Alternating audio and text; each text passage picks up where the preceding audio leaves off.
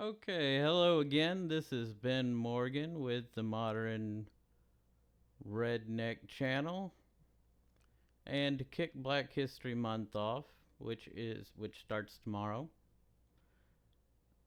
we're going to go a little bit off the radar as we do here. We keep you in the loop, but off the radar. So, let's begin. Let's talk about Malcolm X, who in my opinion called something that we should all be aware of a long time ago. He called out the hypocrisy of the white liberal. So let's get into it.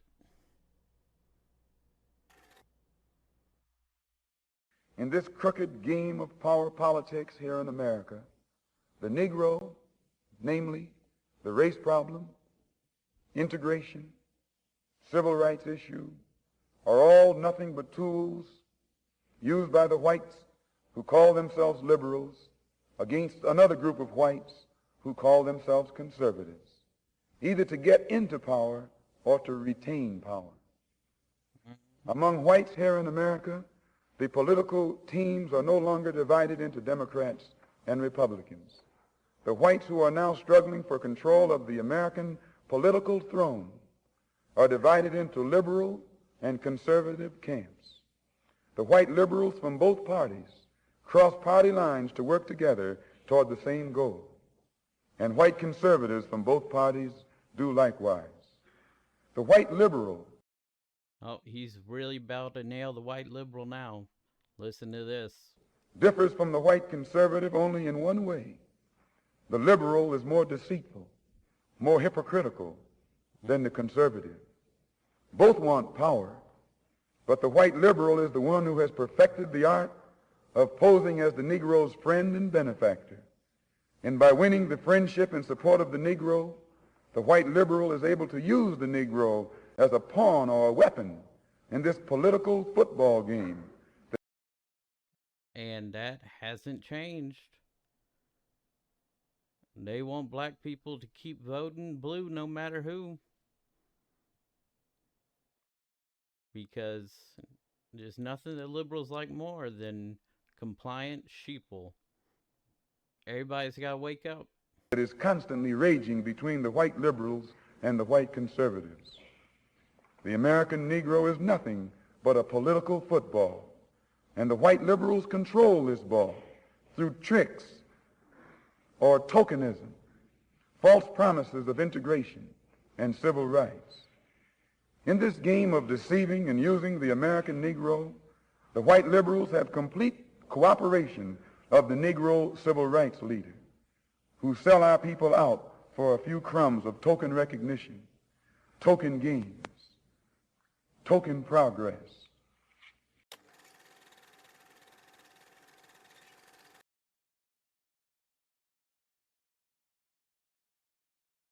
Yep. And there's more.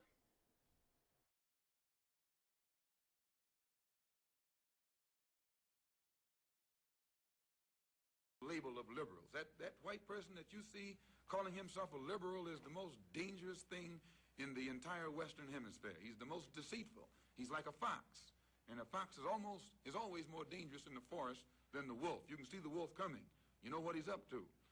But the fox will fool you. He comes at you with his mouth shaped in such a way that even though you see his teeth, you think he's smiling and you take him for a friend.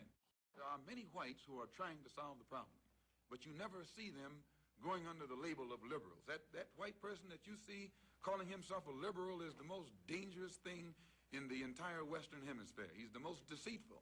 He's like a fox. And a fox is always more dangerous in the forest than the wolf. You can see the wolf coming. You know what he's up to. Yep. And, I mean, he called it. They are dangerous. And they're really wolves in sheep's clothing. And they clothe themselves with empathy despite being sociopaths. At least the upper echelon. And, it goes down. I mean, there's no better camouflage for a sociopath than empathy. And Jordan Peterson actually talks about this, and I'll cover him in a video.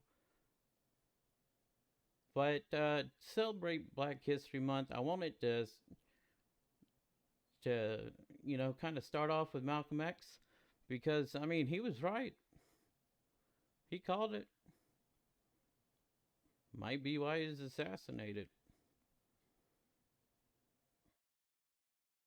But I digress. There are other notable black figures that you don't really hear about anymore. Booker T. Washington, huge civil rights figure. I mean, he supported the ideal of trade schools, which we desperately need, and he thought that that black people would advance if they learned skilled trades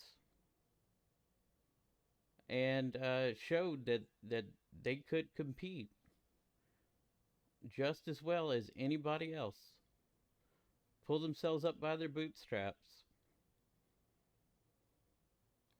which I think we need more of today. And now a lot of people are figuring out that, trade schools are probably better to go to than some colleges for some people.